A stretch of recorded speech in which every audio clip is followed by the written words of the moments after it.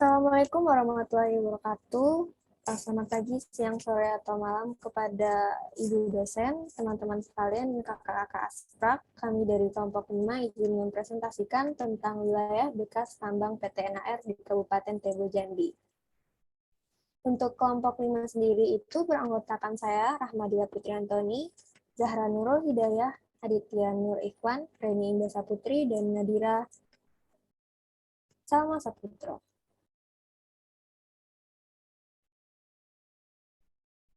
Pertama, latar belakang.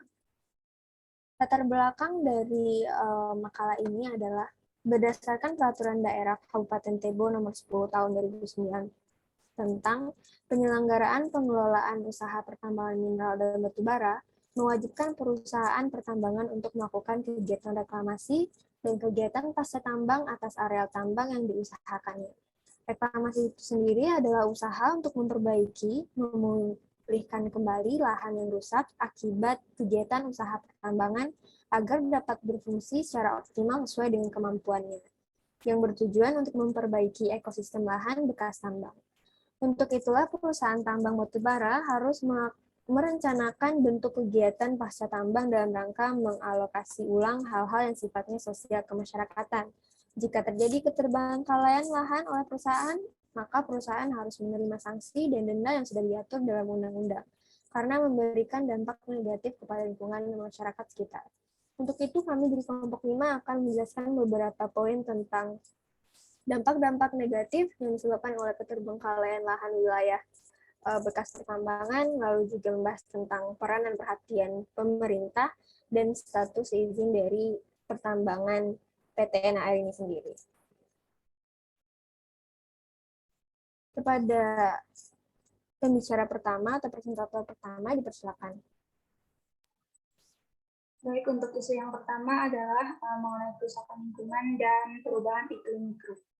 Jadi eksploitasi batubara berhubungan erat dengan konsep pengelolaan lingkungan hidup, di mana kegiatan usaha ini lebih rentan dengan dampak kerusakan lingkungan dan terganggunya kualitas iklim mikro daerah setempat sebagai akibat pengusahaan pertambangan.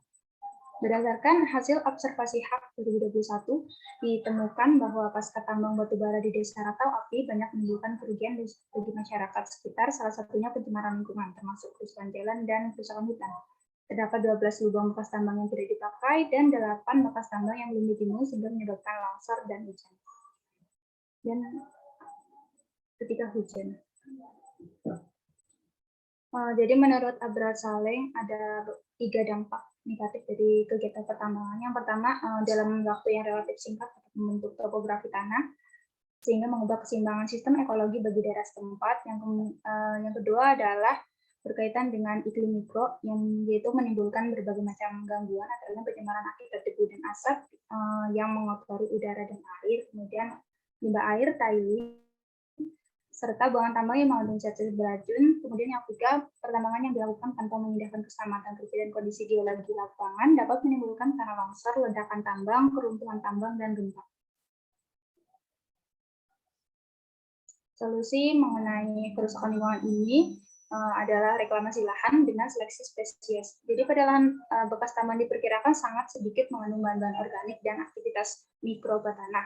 Lahan tersebut dalam kondisi terbuka dan tidak ada vegetasi yang tumbuh di atasnya. Untuk itu perlu direncanakan seleksi spesies, khususnya pohon, yang mempunyai kemampuan adaptasi tinggi dan cepat tumbuh, serta tersedianya bahan tanaman yang cukup.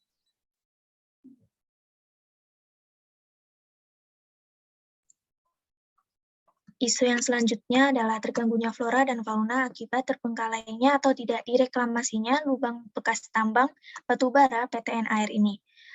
Melihat kondisi yang ada di lubang bekas tambang ini, 8 diantaranya belum ditimbun dan lubang tersebut menimbulkan berbagai dampak negatif. Beberapa poin yang bisa di-highlight, terutama yang berhubungan dengan terganggunya flora dan fauna. Yang pertama adalah timbulnya air asam tambang dapat menurunkan kualitas tanah dan air di sekitarnya. Bekas tambang juga dapat menyebabkan terjadinya banjir dan longsor. Kemudian sangat sedikitnya bahan-bahan organik dan aktivitas mikroba tanah menjadi lingkungan yang tidak ideal dan tidak optimum untuk tumbuhnya vegetasi yang ada di lubang bekas tambang tersebut. Selanjutnya.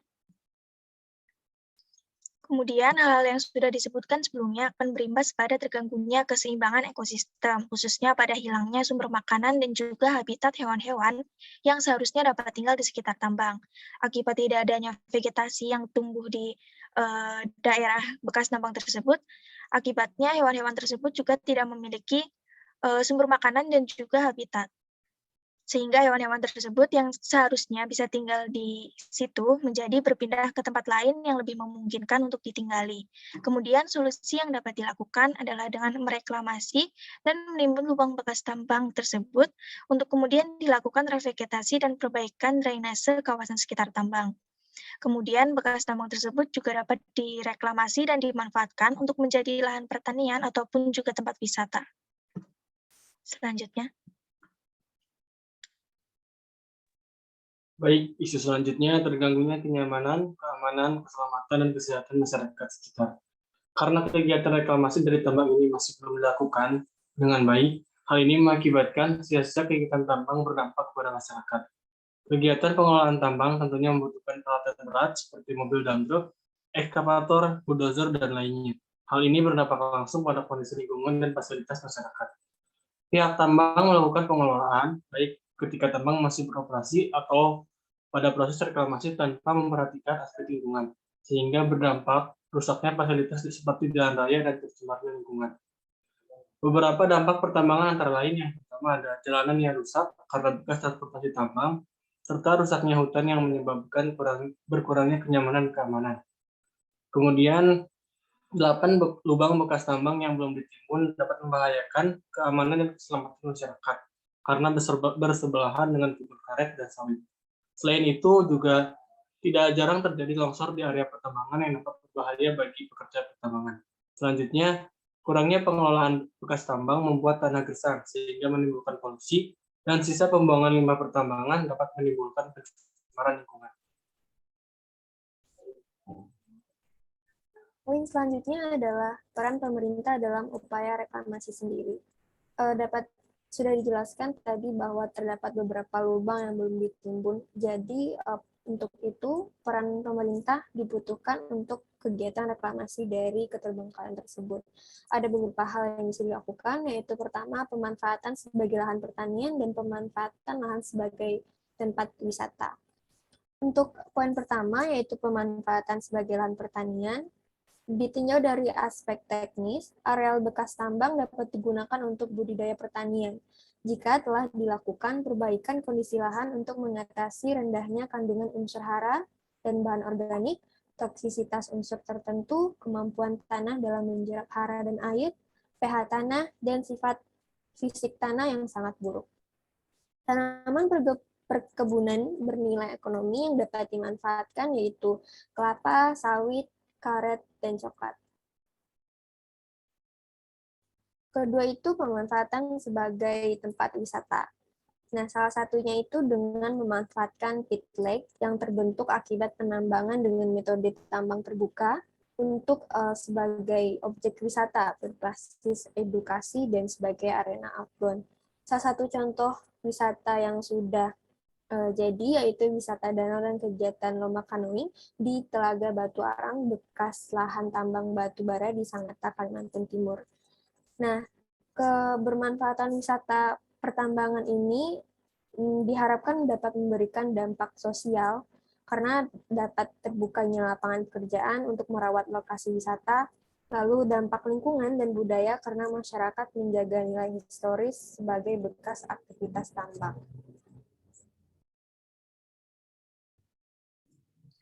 Ya, topik terakhir yaitu tentang status izin PTNR. Jadi pertama, pertambangan legal adalah kegiatan penambangan yang memiliki izin dan menggunakan prinsip-prinsip penambangan yang baik. Jadi secara hukum PTNR itu legal karena memiliki izin usaha pertambangan atau IUP nomor 398 yang disahkan pada tahun 2012. Namun tertangkap melakukan beberapa pelanggaran di kawasan tambangnya, yaitu mulai di next.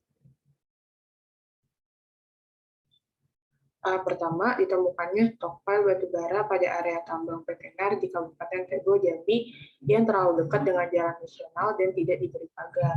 Hal ini dianggap berbahaya karena kalau terjadi hujan itu bisa longsor batu baranya, karena tokai batu bara itu tumbukan batu baranya. Nah, pelanggaran kedua yaitu belum mengelola bekas area tambang di Desa Rantau Api Kabupaten Tebo, Jambi menjadi sesuatu yang tidak merugikan atau bernilai ekonomi. Padahal berdasarkan Peraturan Daerah Kabupaten Tebo nomor 10 tahun 2009 itu mewajibkan perusahaan tambang untuk melakukan reklamasi dan kegiatan pasca tambang untuk pada area tambangnya. Nah, solusinya apa? Solusi yang pertama yaitu mencabut izin perusahaan batubara yang tidak menaati peraturan yang dibuat. Yang kedua adalah diperlukan keseriusan pemerintah daerah dalam pengawasan lokasi tambang.